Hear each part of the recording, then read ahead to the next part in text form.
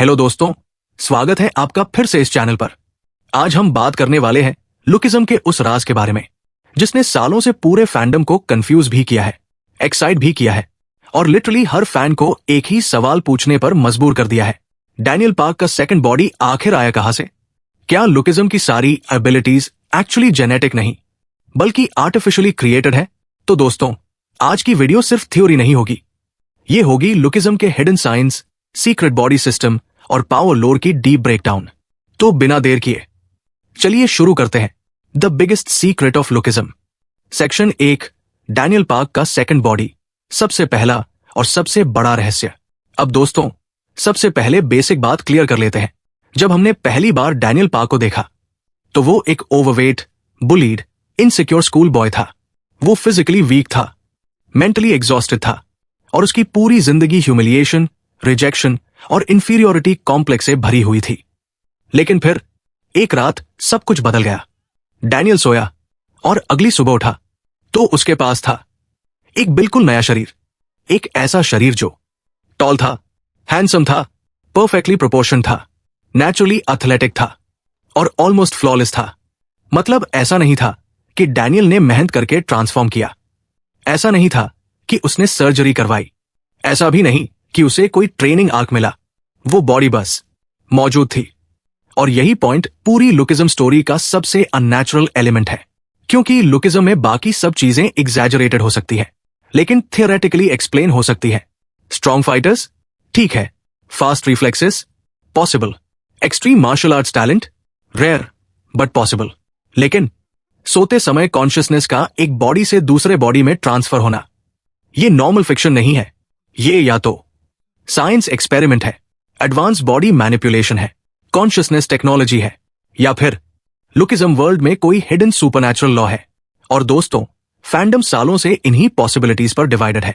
Theory number 1, second body एक perfect human prototype है। अब सबसे फेमस फैन थ्योरी पर आते हैं। बहुत सारे फैंस मानते हैं कि डैनियल का सेकंड बॉडी कोई रैंडम मिरेकल नहीं बल्कि एक परफेक्ट ह्यूमन प्रोटोटाइप है। मतलब एक ऐसा बॉडी मॉडल जो आर्टिफिशियली डिजाइन किया गया हो ताकि वो फिजिकल लेवल पर ऑलमोस्ट अनबीटेबल हो। अब इस थ्योरी को सपोर्ट करने के लिए कई चीजें दी जाती है। सबसे पहली बात, डैनियल का सेकंड बॉडी बहुत टू परफेक्ट है।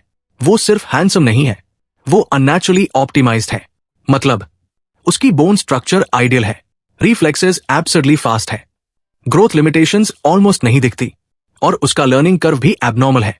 वो बॉडी सिर्फ अट्रैक्टिव नहीं, फंक्शनल परफेक्शन जैसी लगती है।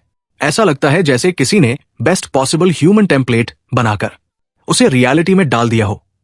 और अगर ऐसा है तो सवाल उठता है, इसे बनाया किसने? यहीं पर कई फैंस चार्ल्स चोई की तरफ इशारा करते हैं, क्योंकि लुकिज्म में अगर कोई कैरेक्टर है जो पैसा, इन्फ्लुएंस, हिडन ऑपरेशंस और लॉन्ग टर्म मैनिपुलेशन, चारों चीजें एक साथ कंट्रोल करता है, तो वो है चार्ल्स चोई। और अगर कोई organization secretly human potential, body systems या आइडेंटिटी मैनिपुलेशन पर एक्सपेरिमेंट कर रही हो तो उसका सबसे लाइकली मास्टरमाइंड वही हो सकता है। थ्योरी नंबर 2, सेकंड बॉडी असल में किसी और का था। अब आते हैं उस थ्योरी पर जो सबसे ज्यादा क्रीपी भी है और शायद सबसे इमोशनली डिस्टर्बिंग भी। और वो थ्योरी ये कहती है कि डैनियल का सेकंड बॉडी न्यूली क्रिएटेड नहीं है बल्कि पहले से किसी और का बॉडी था। अब जरा इस थॉट को इमेजिन करो, क्या हो अगर डैनियल जिस बॉडी को यूज कर रहा है वो ओरिजिनली किसी और इंसान की थी, किसी ऐसे इंसान की जो मर चुका है, जो गायब हो चुका है या जिसे किसी रीजन से रिप्लेस कर दिया गया। अगर ऐसा है तो फिर पूरी कहानी सिर्फ बॉडी स्वैप नहीं रहती, वो बन जाती है identity theft on a biological level. इस थ्योरी को फैंस इसलिए सीरियसली लेते हैं क्योंकि सेकंड बॉडी कई बार टू इंडिपेंडेंट फील होती है। मतलब ऐसा लगता है जैसे वो सिर्फ फ्लैश एंड बोन शेल नहीं बल्कि उसका खुद का भी कोई हिडन एग्जिस्टेंस हो सकता है। और अगर फ्यूचर में ये रिवील हो जाए कि डैनियल जिस बॉडी में रहता है उसका ओरिजिनल ओनर कोई और था, तो दोस्तों वो लुकिज्म का सबसे डार्क ट्विस्ट हो सकता है। अब इमेजिन करो, क्या उस बॉडी का कोई पास था? क्या कोई उसे पहचान सकता है? क्या जेम्स ली या चार्ल्स चोई को उसके बारे में पहले से पता है? और सबसे बड़ा सवाल, क्या डैनियल एक्चुअली किसी और की जिंदगी जी रहा है? और अगर हां, तो फिर डैनियल का पावर एक्चुअली ब्लेसिंग नहीं, एक बोरोड एग्जिस्टेंस है। थ्योरी नंबर 3, अब दोस्तों, एक और डेंजरस थ्योरी फैंडम में बहुत पॉपुलर है, और वो ये कि डैनियल के सेकंड बॉडी का कनेक्शन किसी ना किसी तरीके से जेम्स ली से जुड़ा हो सकता है। अब क्यों? क्योंकि जेम्स ली लुकिज्म का वो कैरेक्टर है जिसके आसपास हर चीज अनयूजुअली हिडन लगती है।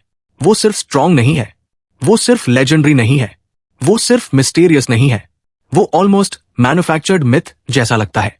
मतलब ऐसा कैरेक्टर जो नेचुरली स्टोरी में नहीं ग्रो हुआ, बल्कि जैसे उसे किसी बड़े पर्पस के लिए डिजाइन किया गया हो। और फैंस का मानना है कि जेम्स ली को शायद बॉडी सिस्टम के बारे में नॉलेज है, वो शायद इस हिडन वर्ल्ड का पुराना सब्जेक्ट है, या फिर वो उस सिस्टम का सक्सेसफुल वर्जन हो सकता है जिसका डैनियल अभी इनकम्प्लीट फॉर्म है। अब ये थ्योरी वाइल्ड जरूर है, लेकिन इम्पॉसिबल नहीं लगती, क्योंकि अगर लुकिज्म वर्ल्ड में एक से ज्यादा एनहांस्ड ह्यूमंस एग्जिस्ट करते हो तो डैनियल अकेला केस नहीं होगा। और अगर डैनियल पहला नहीं है तो फिर उससे पहले कौन था? और यही जगह है जहां बहुत सारे फैंस जेम्स ली को कनेक्ट करते हैं। यूआई अल्ट्रा इंस्टिंक्ट नहीं, या परफेक्ट कॉम्बैट स्टेट। अब आते हैं लुकिज्म की सबसे डेंजरस एबिलिटीज में से एक पर, यूआई।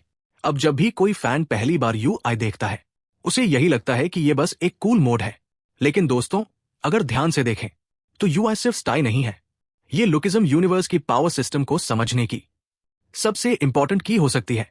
क्योंकि यूआई में बॉडी बिहेव कैसे करती है, रिएक्शन टाइम एब्सर्डली फास्ट हो जाता है, कॉन्शियस हेजिटेशन खत्म हो जाती है, movement almost machine like precise हो जाता है, और फाइटर बिना ओवरथिंकिंग के मैक्सिमम एफिशिएंसी पर काम करता है। अब साइंटिफिकली सोचें तो इसका मतलब क्या हुआ? यूआई शायद माइंड ओवर बॉडी नहीं, बल्कि बॉडी बियॉन्ड कॉन्शियस लिमिटेशन है। अगर वीडियो पसंद आई हो तो लाइक जरूर करना, और ऐसे ही डार्क मांगा मानवा थ्योरीज और एक्सप्लेनेशंस के लिए चैनल को सब्सक्राइब करना बिल्कुल मत भूलना। मिलते हैं अगली वीडियो में।